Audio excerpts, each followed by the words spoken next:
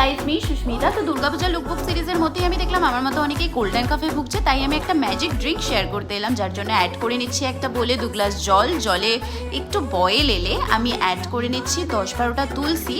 দেন আমি অ্যাড করে নেব একটুখানি জিঞ্জার, 2-3টে ছোট এলাচ, 2টো লং, 2টো তেজপাতা, 2টো দারচিনি স্টিক, 10-15টা গোলমরিচ।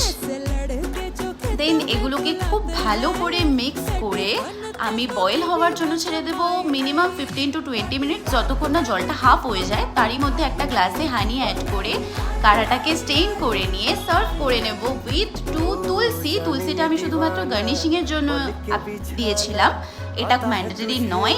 জানিও কেমন লাগলো আর হেল্পফুল কিনা। Thank you for watching, bye by.